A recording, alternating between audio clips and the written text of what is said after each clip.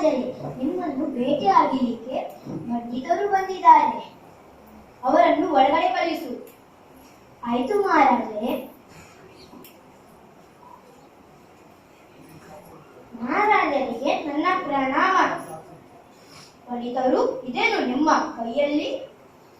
ಮಹಾರಾಜರೇ, ನಿಮ್ಮ ಮಂತ್ರಿ ಬೀರ್ಬಲ ಬಹಳ ಚಾಣಕ್ಯಂತೆ. ಹೌದು, ಎಲ್ಲರಿಗೂ ತಿಳಿದ ವಿಷಯ. ಆಯ್ತು ಮಹಾರಾಜರೇ, ಇದರಲ್ಲಿ ಮರಳು, ವೆಂಗೆ ಮತ್ತು ಸಕ್ಕರೆ ಒಂದಕ್ಕೊಂದು ಸೇರಿಕೊಂಡಿವೆ. ಇದನ್ನು ಬೇರೆ ಬೇರೆ ಮಾಡಿ ತೋರಿಸಬೇಕು. ಅದು ನಿಮ್ಮ ಮಂತ್ರಿ ಬೀರ್ಬಲಿಂದ. ಆಯ್ತು ಪಂಡಿತರೇ, ಈವಾಗಲೇ ಬೀರ್ಬಲನ್ನು ಕರೆಯುತ್ತೇನೆ. ಬೀರ್ಬಲ, ಬೀರ್ಬಲ. ಮಹಾರಾಜರಿಗೆ ನನ್ನ ಪ್ರಣಾಮ. ನನಗೆ ಕರೆದಂತ ವಿಷಯ ಏನು ಮಹಾರಾಜರೇ? ಬೀರ್ಬಲ, ಇದರಲ್ಲಿ ಮರಳು, ವೆಂಗೆ ಮತ್ತು ಸಕ್ಕರೆ ಒಂದಕ್ಕೊಂದು ಸೇರಿಕೊಂಡಿವೆ. ಇದನ್ನು ಬೇರೆ ಬೇರೆ ಮಾಡಿ ತೋರಿಸಬೇಕು. ಇದು ಪಂಡಿತರ ಇಚ್ಛೆ. ಈ ಕೆಲಸವಾ? ಇದು ಮಕ್ಕಳ ಆಟ.